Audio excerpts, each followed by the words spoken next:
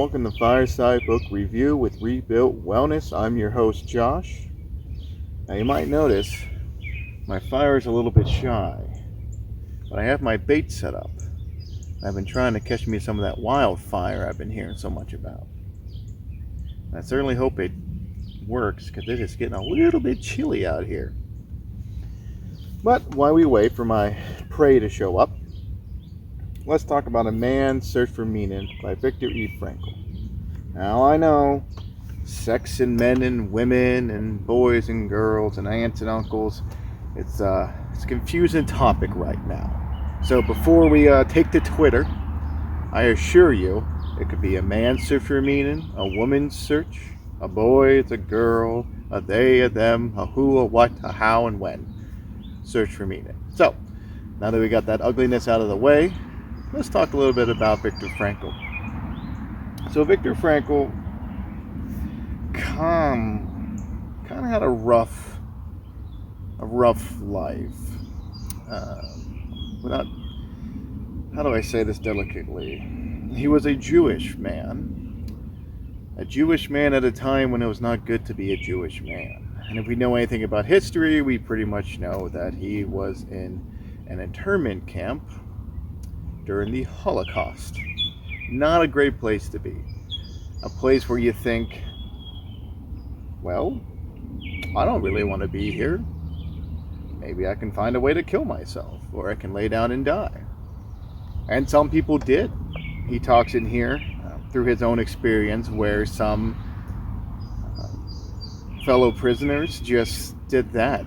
They would lay down on the ground, and no amount of abuse by the guards or encouragement from the fellow, is it prisoners? I think prisoners is right. The other captives, if you will, could get them to budge. And essentially they laid down and they died.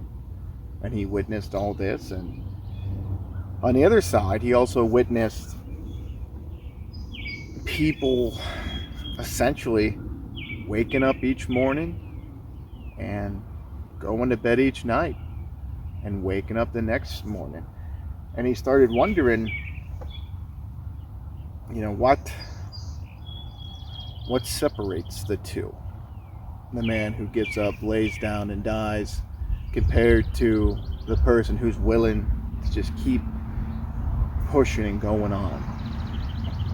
Eventually he came around and he created the therapy that we're going to call, well, not we call, it is what it's called.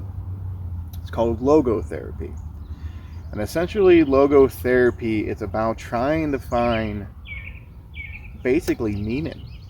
Whether that's, let's say you're going through a real hard time. I mean, it's really hard to imagine a worse time than the frickin' Holocaust to be going through. And he talks about how sometimes he was able to just find meaning in the way the sun, as it is right now, would set or rise, and meaning and just getting a little extra soup. He talks about how if the cook liked you, he would dip the ladle deeper into the soup, and you would actually get pieces of food, as opposed to if he didn't like you, you would just get the top skim. So basically brown water.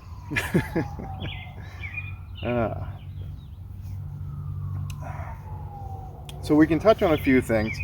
As I mentioned, suffer with purpose. And I'm trying to think of how I would explain that. So let's say you're, whether you're going through a bad breakup, maybe a divorce, or just a rough time in your life, a lost job, pet died. To find something in that suffering that either gives you energy. Find exactly what he said. Find purpose in the suffering. What can you gain from this suffering? Is it a new appreciation on life? Is it clarity and maybe a little bit of self-reflection? and find you giving you a chance to grow. I don't know. It's interesting, and it's definitely not an easy concept, because it is hard to find anything good in suffering, especially when you're in it. It's a lot easier to look back and kind of have an idea of some positivities of suffering. Change your attitude. This is a tricky one. We spend a lot of time avoiding suffering and avoiding situations that's going to put us into, well, increase our chance of being in a situation that's going to suffer. You kind of every time I think about suffering, I think about the gym, because it's definitely a suffer. And I want to say it was Les Brown, somebody else, maybe Tony Robbins, one of the big speakers. What you hear people say a lot is, I have to go to work, I have to take my girlfriend out, I have to call my mother. And they were talking about what a change it makes to change that have to get to change. Right, so instead of a burden, it becomes a privilege that you get to take your girlfriend out, that you get to call your mother, that you get to go to work. Because there's a lot of people that they don't, and that's just, it's a very, I don't want to say selfish way to live, but maybe narrow-minded. So we can try to work and change our attitudes towards what we have to do. That doesn't mean that we settle into them and we try not to change our situation, but to realize that a lot of what we have to do is really stuff we get to do, and we have the option to. Sorry if the sun's causing an issue. I'm kind of squinting because of it, but it was either that or it'd be in the camera, and then nobody would know what the hell I was doing. This is one I struggle with a lot, and it's about changing the past. We've all been there. You're in the shower, or you're having your morning coffee, maybe you're driving to work, and all of a sudden, for no reason whatsoever, this memory pops up in the back of your mind, and you're like, oh, dang it, why did I say that?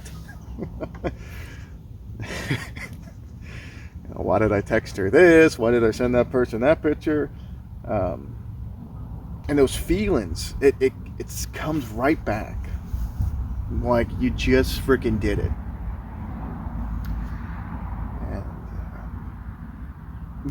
To hold on to that, or to linger in that past, it's useless. You can't change it. But what you can change is your attitude towards it. And this is something I've tried to do, especially with,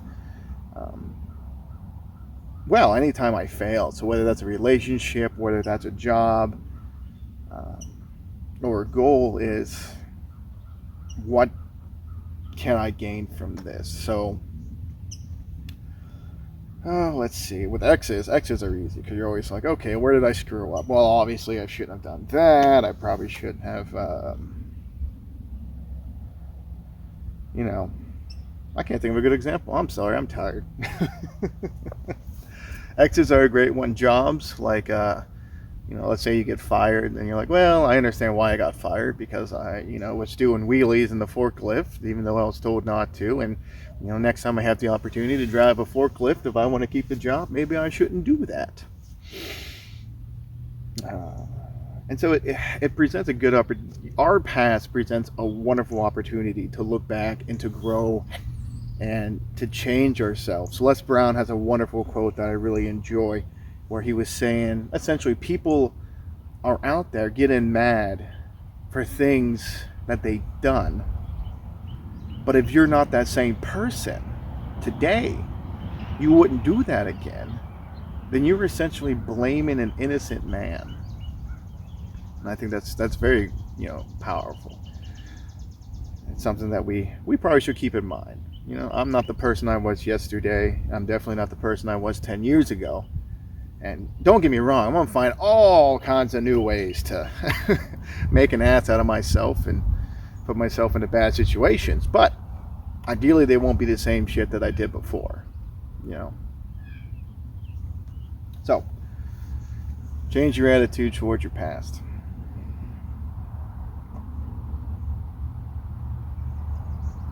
My notes are not helping me right now. So as I was saying, back to Viktor Frankl. The book was written in 1946. It led to his creation of logotherapy, finding purpose and meaning in day-to-day things to help us get through.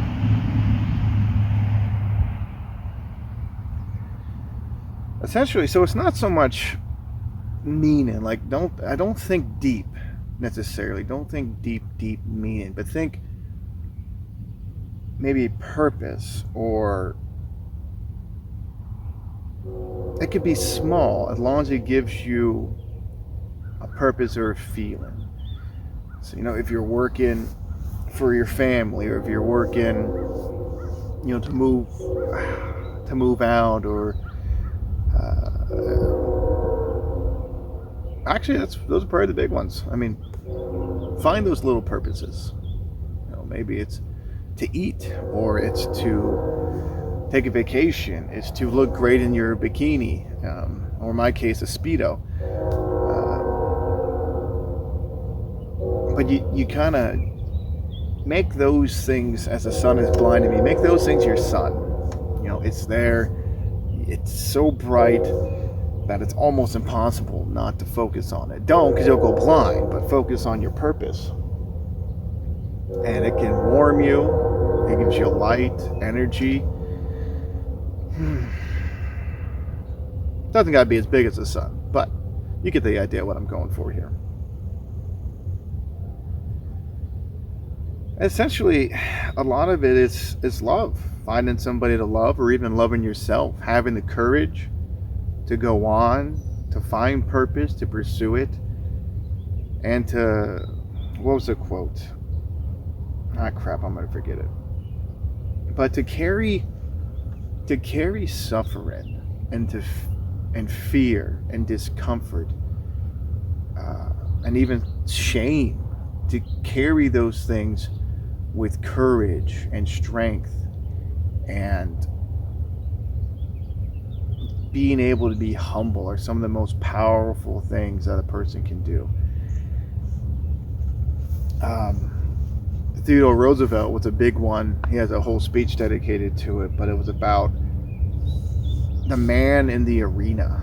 Even if he gets knocked down, he's a better man than the critics sitting in the stands, because he's out there with the dust and the blood, and he's fighting, and he's just, or she, don't forget, ladies, you're in this too, and they're just doing everything they can.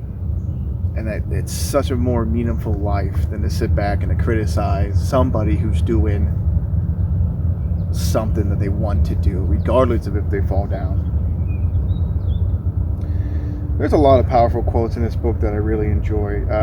Clearly, he got out of the Holocaust. He survived the war. A lot of his family didn't, unfortunately. Went on to create logotherapy. One of the powerful quotes that I liked is, a lot of us ask, what is the meaning of life? Why am I here? What am I supposed to be doing? You cry out to the heavens for God to answer. And he kind of touches on the meaning of life isn't asked. The meaning of life is felt. And I like to take that as, what's stirring you? What's making you feel like your life has meaning? What gives you energy? And that really is the meaning of life. All we can do is study the lives of people who seem to have found their answers to the questions of what ultimately human life is about, as against those who have not. A very powerful book. I'm glad I read it. There's definitely times where it's hard to see the purpose, and it's hard to see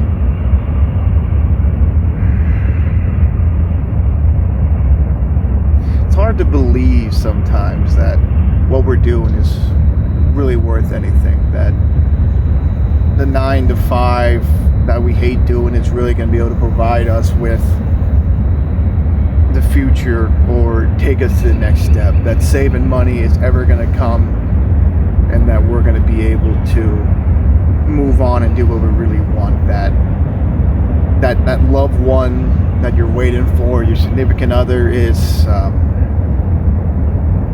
around the corner or just waiting for you, maybe. It is freaking hard. It is freaking hard. But compared to the Holocaust, compared to what a lot of people are suffering around the world, it's doable. It's doable, my friends. Man is ultimately self-determinate. What I really got out of this, maybe not what I really got, but what I always get out of a lot of these self-help books, that it's pretty empowering, and I wanted to do a coffee thought on this, is that at the end of the day, no matter what happens, or what situation you're in, all roads lead back to you. Every decision that you make leads to the situations that you get into. And you need to learn so you can make better decisions. I was reading this book at work, and I always like carrying a book around because you can literally, well, figuratively of course, see people's eyeballs like glaze over and the back of their head explode when they see somebody reading. And this lady stuck her head out and she goes, Does that stuff actually help? I had a bit of a hard time answering, because what do you mean by help, I guess? Did I finish a book and my entire life changed? No, it did not. But it helps in the way that it broadens your mind on topics. It gives you a different way to think. And, there's times when I'm down and I'm trying to perk myself up. And that's what you look for. You do look. You say, well, I'm in this suffering. What can I do about it? I can't do anything about it. So I better suffer as bravely and as strongly as I can, get a lesson from it, and just keep my eyes on the purpose,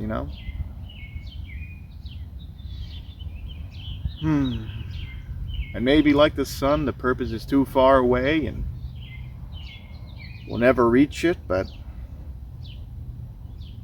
I guarantee you'll get a lot farther if you try than if you sit back and don't. Alright guys, it is getting chilly. Doesn't look like I'm going to catch any wildfire tonight.